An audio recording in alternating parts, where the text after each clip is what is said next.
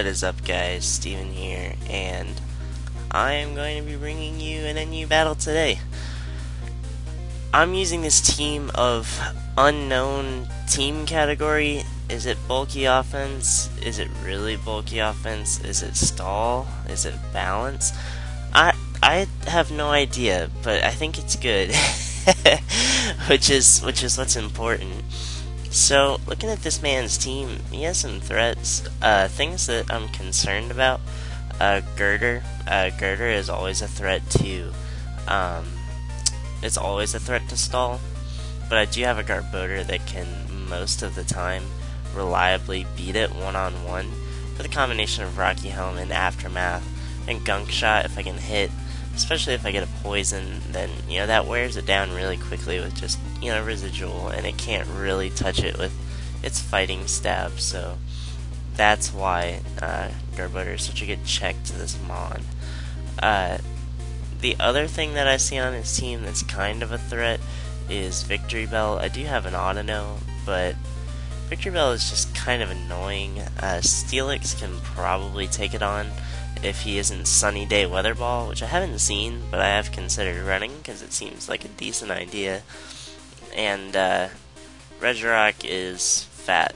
So those are the threats to my team, because Rotom Fan and Mesprit get beaten by Steelix. And Gator, I have a lot of checks to, including Executor, so I'm not really worried about that. So, yeah, that's enough team preview. Let's just get right into it. I'm going to predict him to either lead with Rotom or Mesprit, so I'm just going to lead with my Steelix. So he does end up leading with Mesprit, and I really lose nothing by clicking Crunch. As he tricks me a Choice Scarf, he gets my Assault Vest, so I do over 50%, and he's just going to U-turn on out. But that's fine, because I am just going to Crunch again, as he ends up going into Regirock, and reveals that he's leftovers, so at least he's not Assault Vest. And he's just going to T-Wave my Prinplup that comes in, and that's really annoying. But I am able to just fire off a Toxic here, and I catch the Rotom, so that's nice. And at this point, I am just going to go straight into my Steelix, as he predicts this nicely and goes for Will-O-Wisp, as he also reveals that he's leftovers. So it's nice that I got a Toxic on this, because he's not going to be pivoting out so much. So I'm going to go into Autono to try to Heal Bell or Wish, as he doubles into Girder, which is a really nice play, but I do have Garboder at full, and he has no hazards up, so I can just go into it, and I'm going to get up a Spike. So, at this point, Mesprit is no longer a threat to my Autono, because it can't trick me, and the first rule of Pokemon with Wish, when you bring them in, you click Wish. So, I click Wish here, as he ends up going back into Girder, and I can just go into Garboder with pretty much no fear, as the Wish is just going to bring me back up to full. And at this point, I can just start firing off Gunk Shots. So he's bulked up to +2, which is pretty sketch, but I do get a Poison, which is really nice, because that pretty much guarantees that my Garboder is going to be able to beat him one-on-one.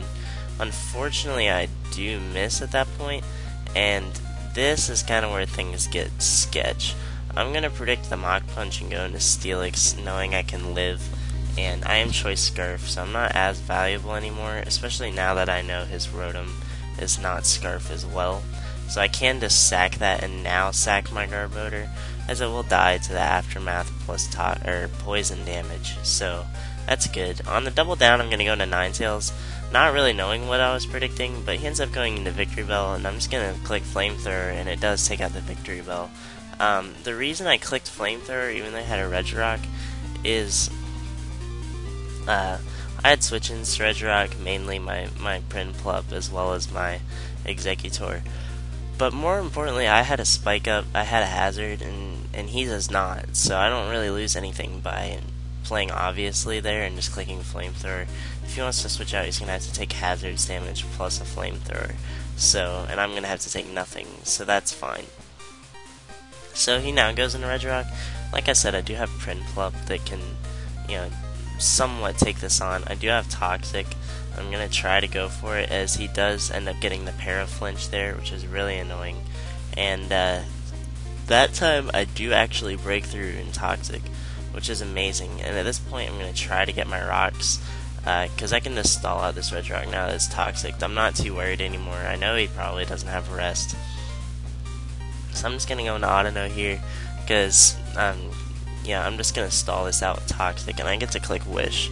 So that is amazing because he's slowly dying, and at this point I can just click Knockoff.